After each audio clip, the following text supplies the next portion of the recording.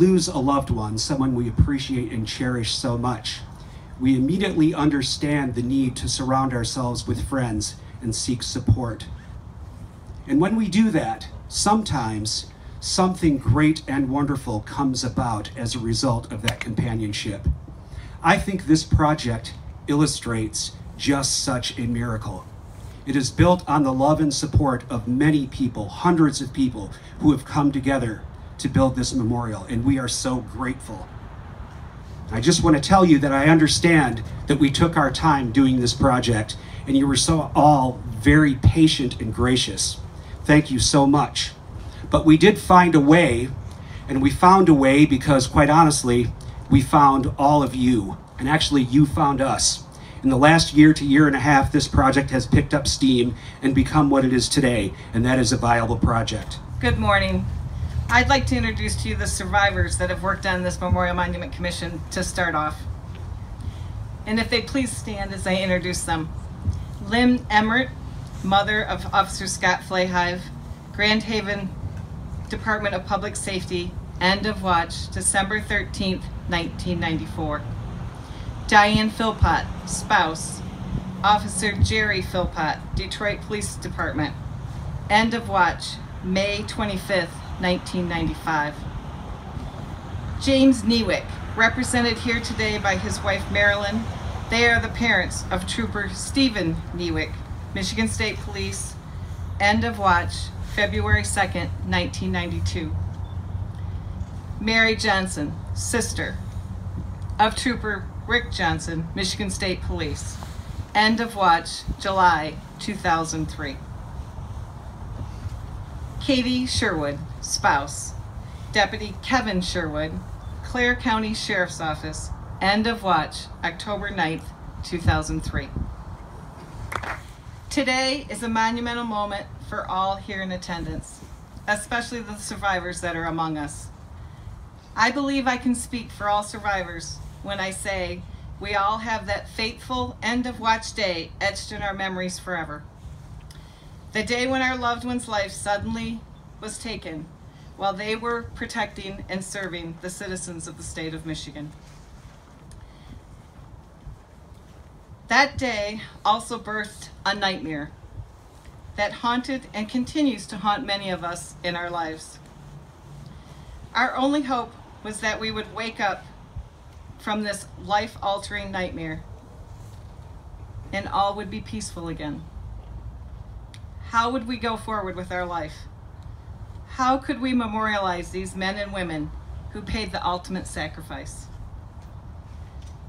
From those nightmares, a dream morphed. A place where names of nearly 600 brave officers could be proudly displayed and viewed by multiples forever. In July of 2004, the commission was appointed to build a memorial monument, graciously named the Michigan Law Enforcement Officers Memorial Monument. This commission was assigned a task to find a suitable location, raise funds for the project, design, and a final product. Not an easy task by any means. Upon completion, nearly 600 names will be forever etched in strong 8-foot lit panels, standing tall in a peaceful place where others can come and reflect and pay respects. A place where surviving family members, fellow police officers, and visitors can visit and remember these brave women, men and women that paid the ultimate price we will never forget. Today, we break ground.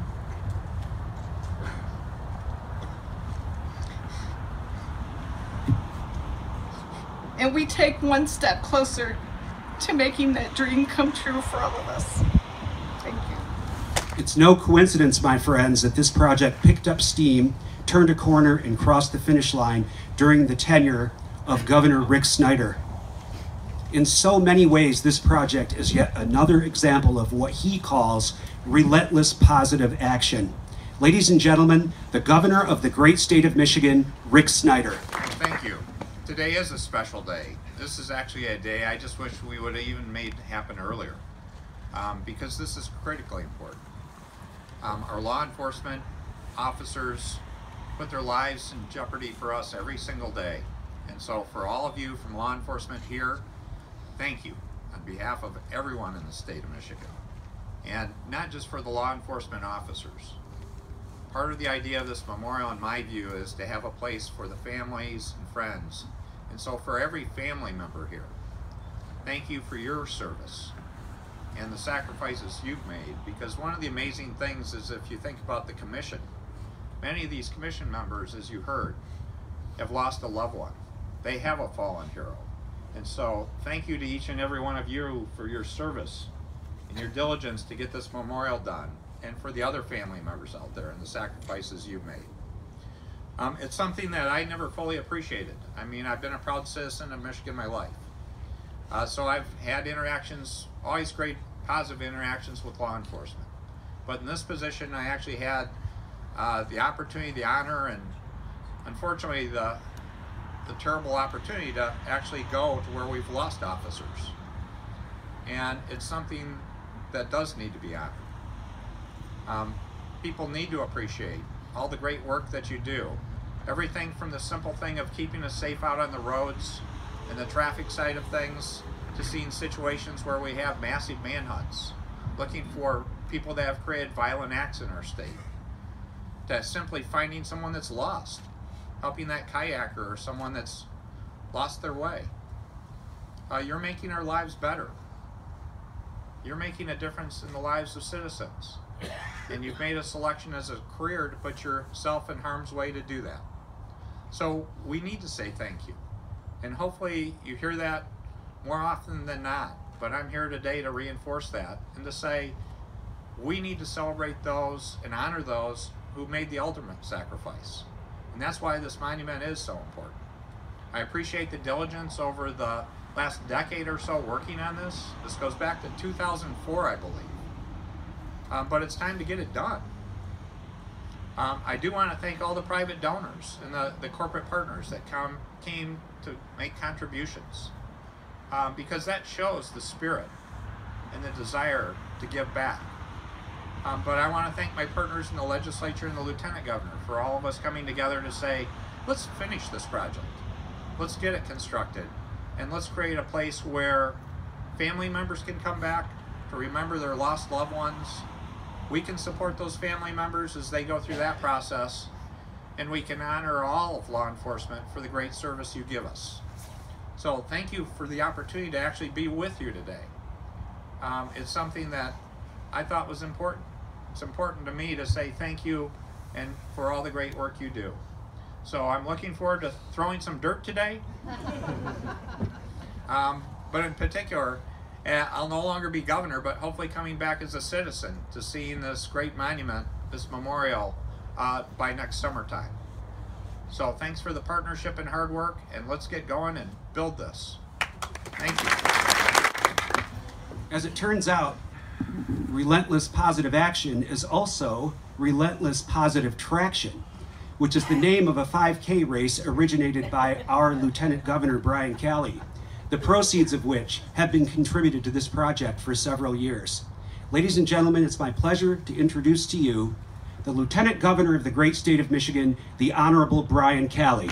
Well, this is really an honor to be here at the time when the groundbreaking is happening. It's a project that seemed to have a lot of moral support over the years, but the prioritization of getting it done and making it happen is so it was so critical and so important, and to see people come together, and there are a lot of people that aren't here that were a part of making that happen, but something that the state employees really rallied around, something that our legislature was able to rally around, something that our governor made a top priority to stand with those of you that have been working on it for so many years, and then the corporate partners, especially Delta Dental, when they made their very significant contribution. It put it back in the news and back on people's radar screens, and it just started more momentum to get it to this point.